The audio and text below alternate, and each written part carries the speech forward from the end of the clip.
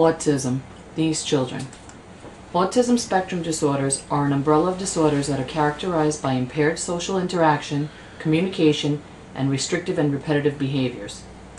Autism spectrum disorders are comprised of three distinct sets of syndromes: autism, Asperger's syndrome, and pervasive developmental disorder. Autism is a developmental disability that significantly affects communication and social interaction. This is usually evident before the age of 3. Autism also adversely affects a child's educational performance. According to recent statistics, autism affects 1 in 150 children. Boys are 3 to 4 times more likely than girls to be affected, and income, education, and lifestyle do not affect any risk of autism.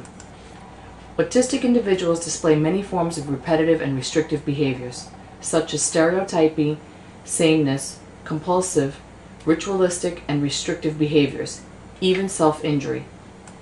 Although much research has focused on finding a specific cause of autism, currently one has not been found. Instead, the following have been suggested as causes: genetics, nutrition and diet, vaccine sensitivity, digestive tract changes, even poor parenting. Early diagnosis is critical as it leads to early intervention, which in turn can create better educational outcomes. 2 common instructional programs used to teach children diagnosed with autism are ABA and TEACH.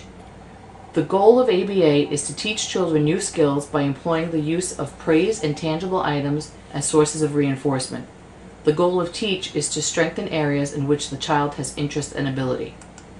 This next section contains highlights of my interview with Connie, the mother of a 12-year-old boy diagnosed with autism. At 18 months, I began to sense something was different. John was not like my first child.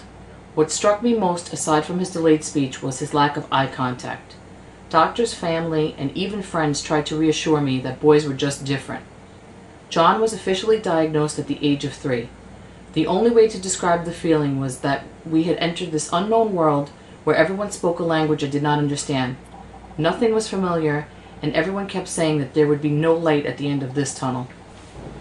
After his official diagnosis, I began to educate myself and take notice.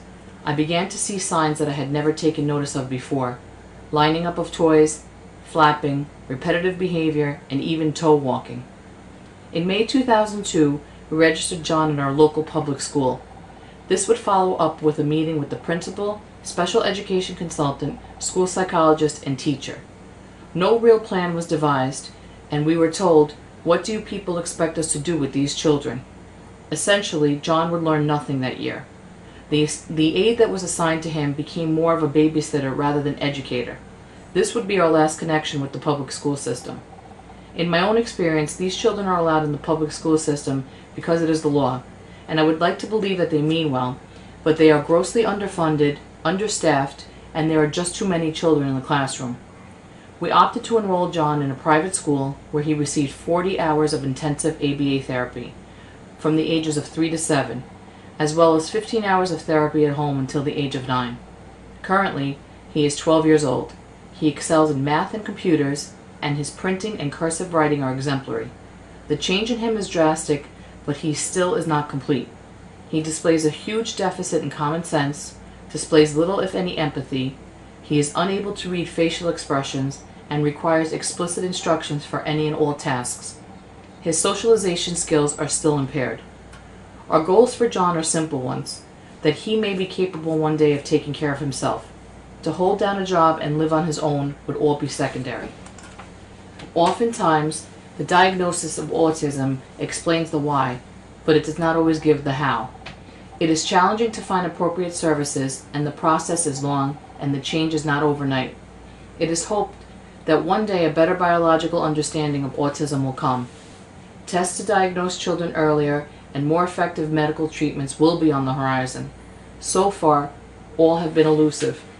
It is my hope that one day these children will no longer be a separate piece of the puzzle, but instead the piece that makes it complete.